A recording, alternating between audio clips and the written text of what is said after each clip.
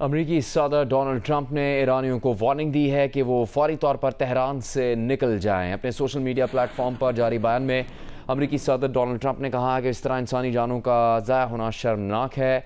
Trump का कहना था कि उन्होंने ईरानियों से कहा था कि जौहरी मुआहदे पर दस्तखत कर दें। बिल्कुल वाज़ेह तौर पर कहा था कि ईरान जौहरी हथियार हासिल नहीं कर सकता। अमरीकी सदर ट्रंप G7 सरबराह इजलास अधूरा छोड़कर कनाडा से वाशिंगटन पहुँच गए। रवानगी से पहले गुफ्तगू में अमरीकी सदर ने कहा कि अमरीका वापस आने की वजह ईरान इसराइल जंग बंदी से कहीं बड़ी है। ट्रंप ने कहा कि इस वक्त वहीं ईरान से बातचीत के मूड में नहीं है, जंग बंदी से बेहतर हल की तलाश में है। वो ईरान इसराइल तनाज़ी की वजह के हकीकी खात्मे की तलाश में है। अमरीकी सदर ट्रंप का यह भी कहना था कि ईरानी रज़ाकाराना तौर पर जौहरी प्रोग्राम से दस्तबरदार हो जाएं और पेश किए गए मुआहदे पर दस्तखत कर दें।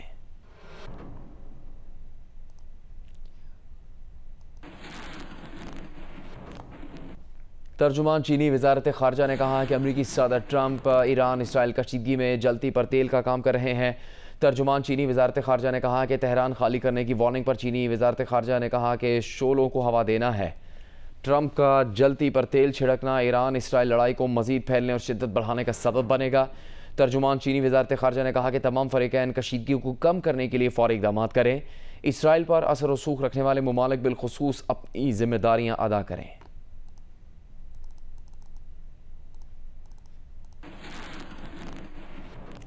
अमरीकी सदर डोनाल्ड ट्रंप ने इसराइल के लिए अपने पुराने मौक़िफ़ से यू टर्न ले लिया है। 2019 में अपने पहले दौरे सदारत के दौरान अमरीकी सदर ट्रंप ने कहा था कि मशरिक़ वस्ता की जंगों में मुलविस होना अमरीकी तारीख़ का बदतरीन फ़ैसला था।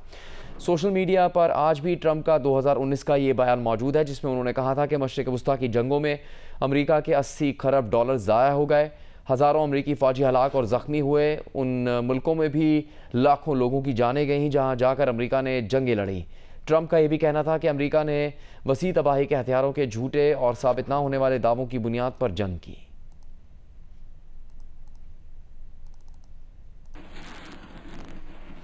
पाकिस्तान ने ईरान में तैनात सिफारतकारों के अहल खाना और गैर ज़रूरी अमले के इनखला का फ़ैसला कर लिया है। इसी बारे में बात करेंगे जियो न्यूज़ के नुमाइंदे अली इमरान सैयद से।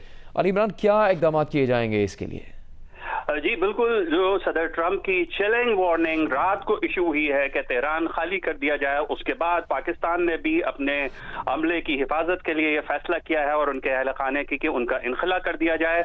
और इस वक्त से कुछ देर बाद 7 बजे के करीब अशकाबाद टाइम पे PIA की खुसूसी परवाज 121 पाकिस्तानियों को वापस लेकर इस्लामाबाद आ रही है। इसके अलावा कल एक और फ्लाइट जो है वो रवाना होगी बाकू से, और वो फ्लाइट इम्कान है कि 130 पाकिस्तानियों को और उनकी फैमिलीज को इस्लामाबाद लैंड कराएगी। ये जो दोनों हैं, इसमें ECO मेंबरान शामिल है। ECO का हेडक्वार्टर तेहरान में है, उसमें भी जो पाकिस्तानी अमला है वो वापस आ रहा है इन फ्लाइट्स पे। हावेवर पाकिस्तान का जो सफारत खाना है वो काम करता रहेगा स्केलेटन स्टाफ के साथ, क्योंकि सेफ्टी और सिक्योरिटी की बहुत अहमियत है और हालात बहुत ज्यादा खराब हो गए हैं तेहरान में, इसलिए वज़ारत ख़ारजा ने फैसला किया है। जी बहुत शुक्रिया अली इमरान।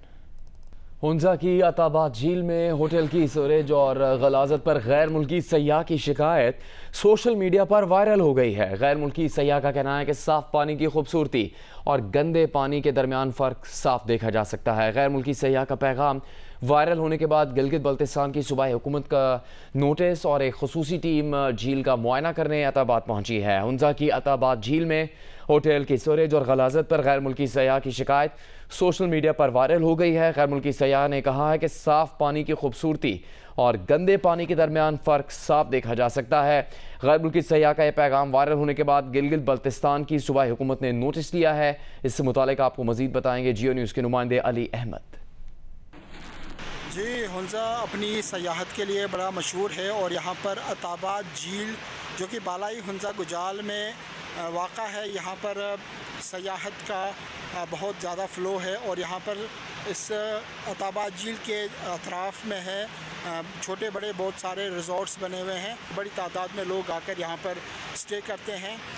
काफ़ी दिनों से यहाँ पर शिकायत थी होटल की जो वेस्ट है वो अताबाद झील में गिरती है।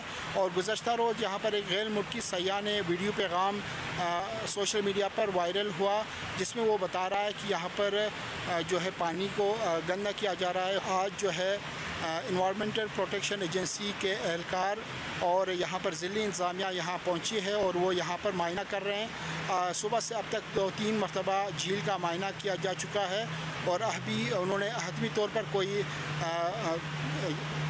नोटिफिकेशन जारी नहीं किया है। अताबाद झील में सूरज का पानी गिराए जाने की निशानदेही गैर मुल्की सयाह की जानिब से की गई, जिसने अपनी वीडियो में इससे मुताल्लिक तफसील बताई।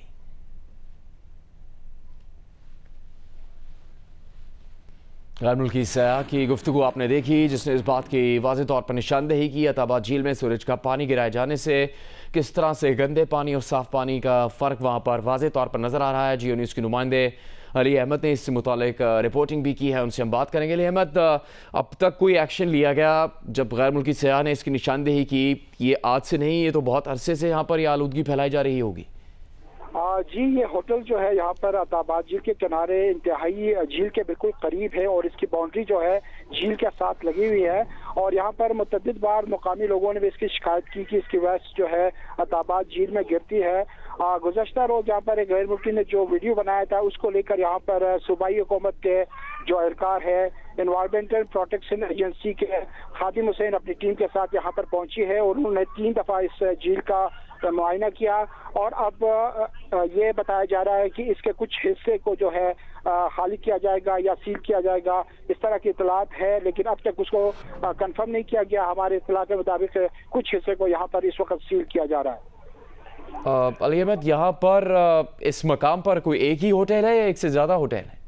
नहीं, इस मकाम पर बहुत सारे होटल्स हैं और बहुत सारे होटल्स का जो है झील से किनारा इतना नहीं लगा हुआ, लेकिन जितना किनारा इस होटल का लगा हुआ है। लेकिन बहुत सारे होटल्स बने हुए हैं। उन होटल्स के बारे में भी लोगों की शिकायत है कि उनके जो किचन वेस्ट है वो भी अताबाद झील में गिरता है और यहाँ पर बहुत सारे इलाकों में, गाँव में जो है वहाँ पर भी इस तरह की शिकायत है कि दरिया में और अताबाद झील में जो वेस्ट है वो गिरता रहता है। तो ये टीम जिस मकसद से यहाँ पर मुआयना करने आई थी वो अपना मुआयना मुकम्मल करके जा चुकी है?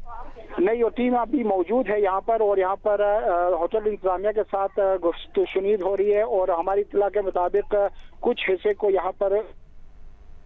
बहुत शुक्रिया अली अहमद, जियो न्यूज़ की नुमाइंदे हुंजा से तफसील बता रहे थे। इस्राएली वज़ीर दिफा ने धमकी दी है कि ईरान के सुप्रीम लीडर खामनेई का भी इराकी सदर सद्दाम हुसैन जैसा हशर हो सकता है। याद रखें कि ईरान के हमसाय मुल्क में इसराइल मुखालिफ आमिर का क्या हुआ था। पासदारान इनकलाब ने तल अवीव में मोसाद और खुफिया फौजी इदारे के मराकज़ को बराह रास्त निशाना बनाने का दावा किया है। ईरानी सदर मसूद पेज़ेश्कियान ने कहा है कि ईरान का जौहरी हथियार बनाने का कोई इरादा नहीं है। अपने बयान में ईरानी सदर ने कहा कि ईरान जौहरी तवानाई के हसूल और तहकीक के हक़ से दस्तबरदार नहीं होगा। रहबर आला आयतुल्लाह खामनाई ने भी वसी तबाही के हथियार बनाने से मना किया है।